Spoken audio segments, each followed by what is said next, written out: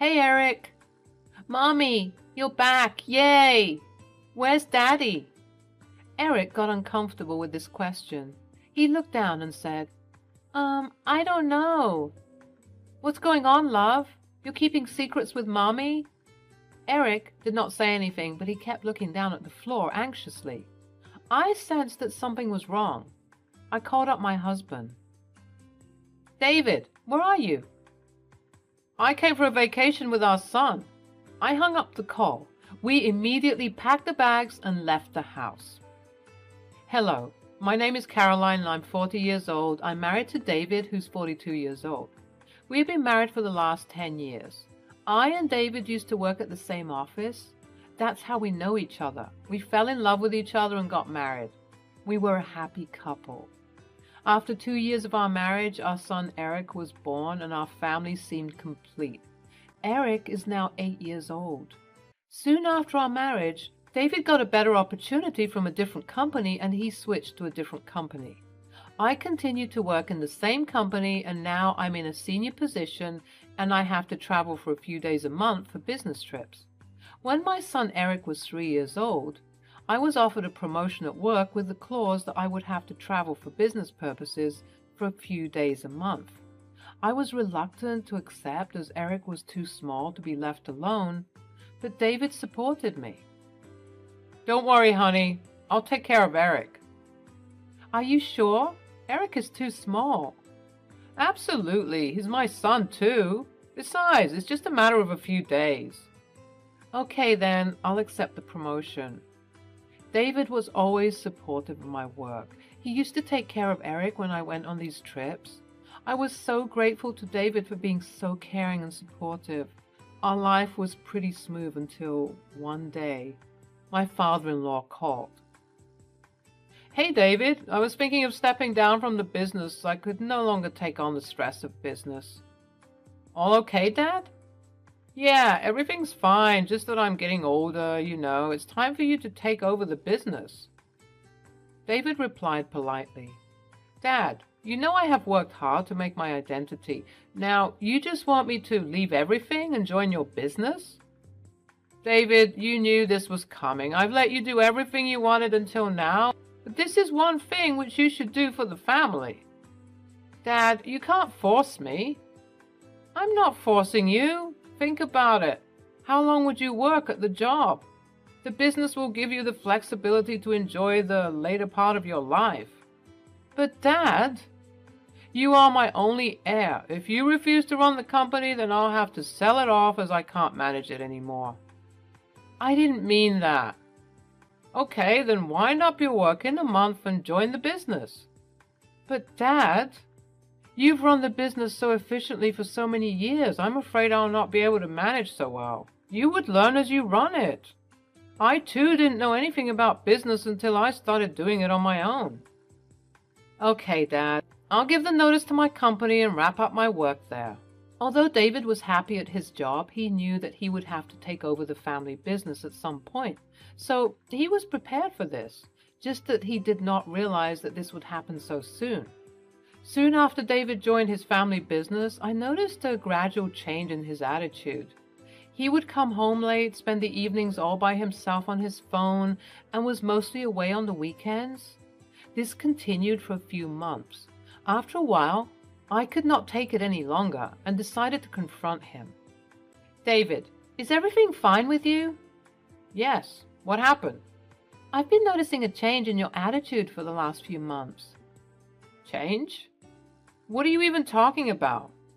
I wanted to have this conversation with him so that we could fix it, but he simply ignored that anything was wrong. I got furious at his ignorance. Don't act as if you don't know what I'm talking about. You come home late almost every day. Some days when you're early, instead of spending time with me or Eric, you are busy on your phone. David replied in a stern voice. This is happening because I'm busy. I no longer work for a company where I can wrap up my work at 7 p.m. It is my business now.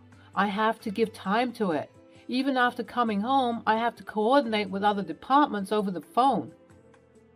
What about the weekends? Yes, sometimes we have work on weekends too. I didn't know what to say, hence I went out of the room to calm down. Although David's reasons were legitimate, I still wasn't convinced. I could feel the coldness growing between us, which I just could not explain to David. I decided to give him the benefit of doubt and give him some time to settle into the business. Besides, David was a caring father to Eric and would take care of him while I was away. He used to take his time off and take Eric for small vacations when I was on business trips. 2 years passed. David got busier with his business, and now he sometimes does not come home at all.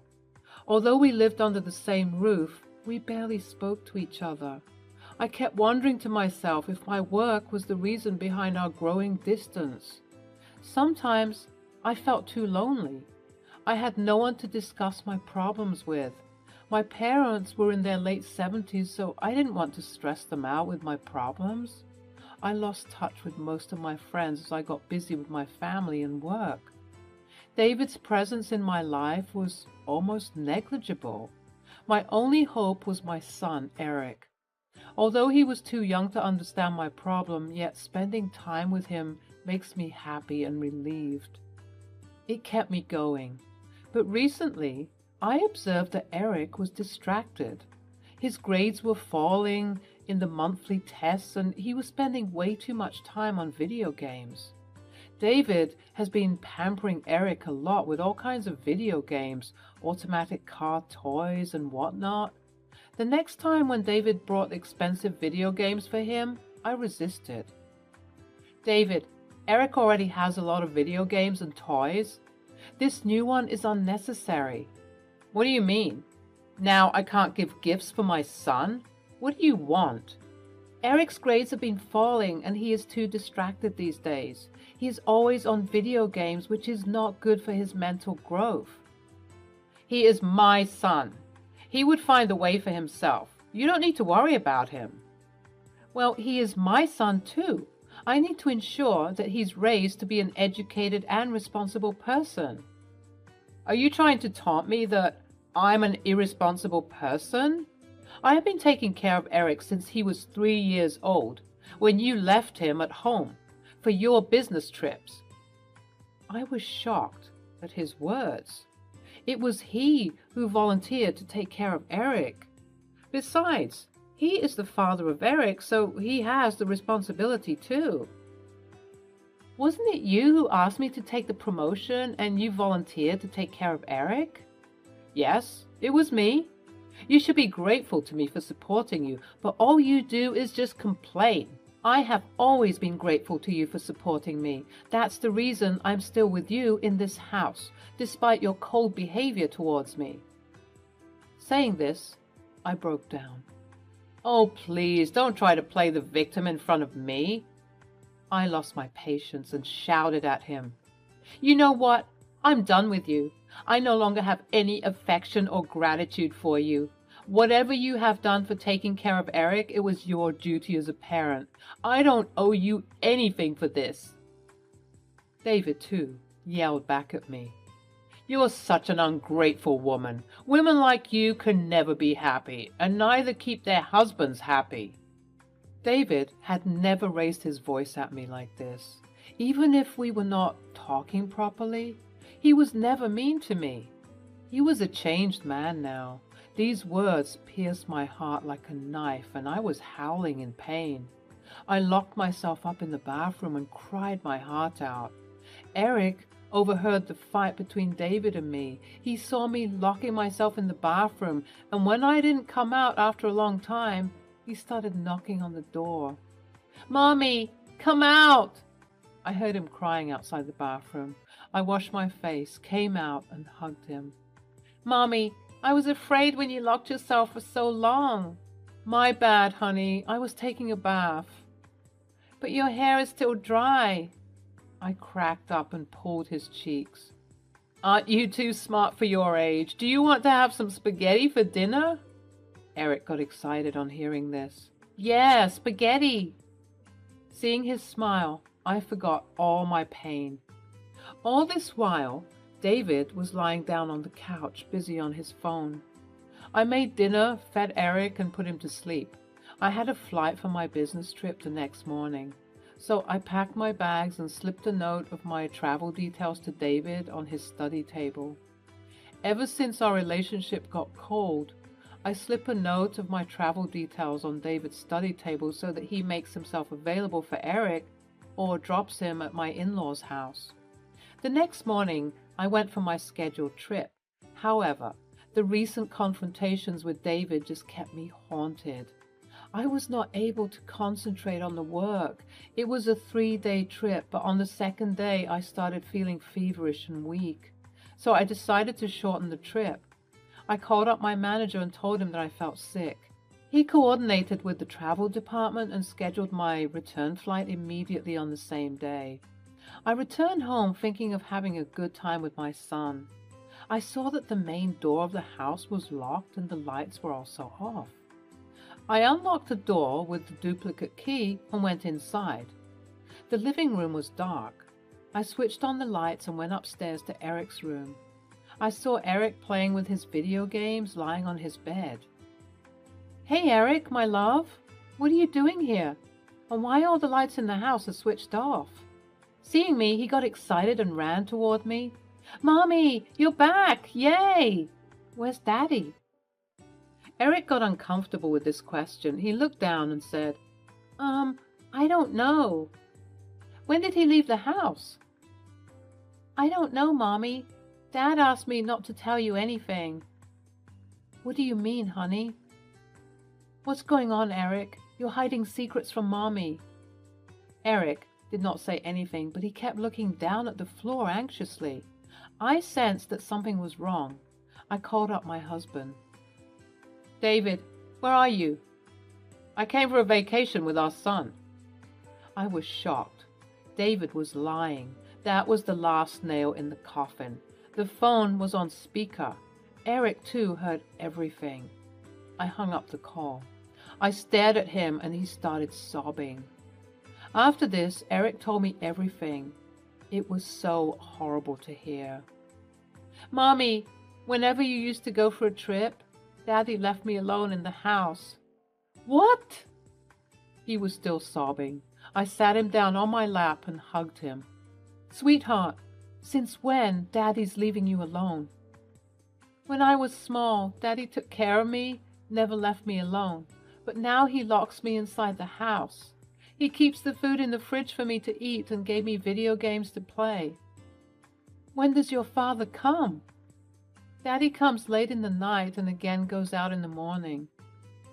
I could not believe what my little son was going through while I was away. I blame myself too for leaving him at David's disposal. "Honey, why didn't you tell me?" "First, Dad used to leave me for a few hours, but he brought a lot of chocolates and toys for me. But now he is away for the whole day. Dad asked me to promise that I won't tell you anything."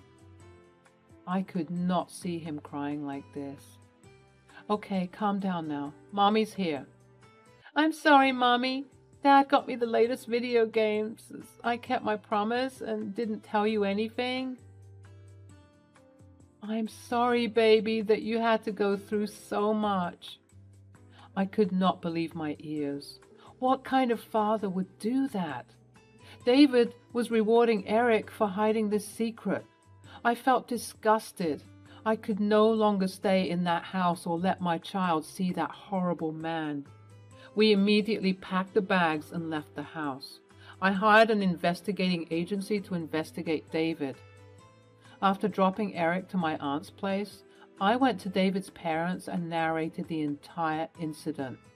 My mother-in-law could not believe that David could do such things. "Caroline, don't get me wrong. Perhaps there can be some misunderstanding. It is not wise to take such a big decision on Eric's words. He's a small kid." "What do you mean?" "I understand what you're going through, but you can once talk to David if there's another part of the story." Although her intention was not bad, she was just advising me to have a confrontation with David before taking any decision. But at that moment, I was too furious to understand her intention. "Do you think that Eric is making up all these things? If David was not wrong, why did he lie to me that he was on a vacation with Eric? Well, he might have been busy with work. I lost my patience and told them everything.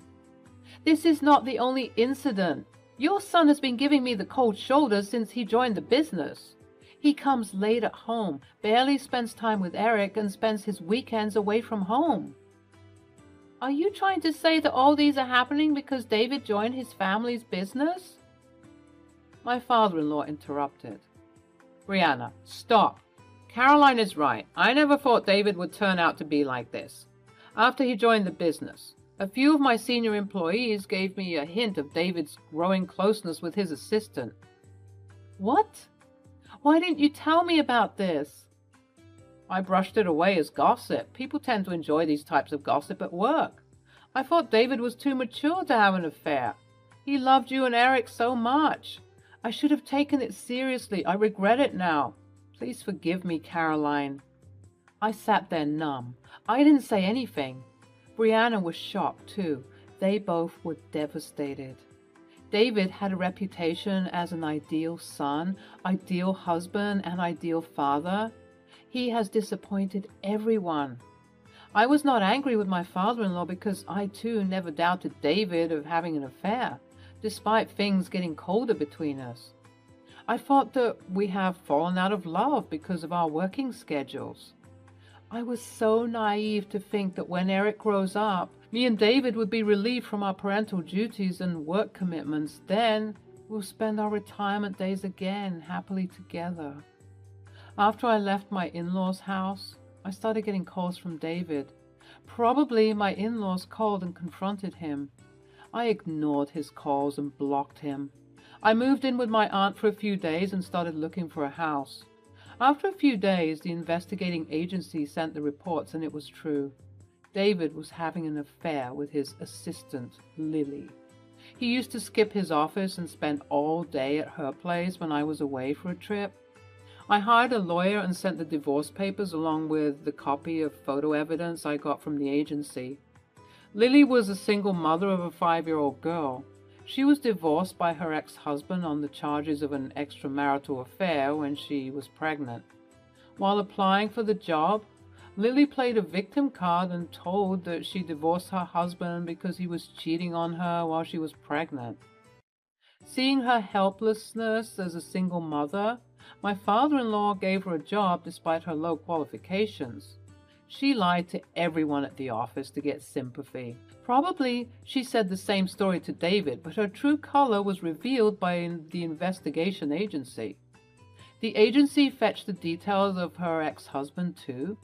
Lily was divorced by her ex-husband without any alimony or child support because her husband alleged that the baby was not his. The DNA report also proved the same. I sent all these details to David through my lawyer. My lawyer told me that David was devastated to see those details, and he broke up with her. He accused Lily of breaking into our house. David was not ready to divorce me. He loved Eric and couldn't lose him. He told the lawyer that he got influenced by Lily and pleaded for a second chance. He also admitted that it was Lily's idea to lock Eric at home because her daughter stays alone at home when Lily goes to work. I might have given him another chance if it was just me who was hurt, but now it is the question of my child's safety and upbringing.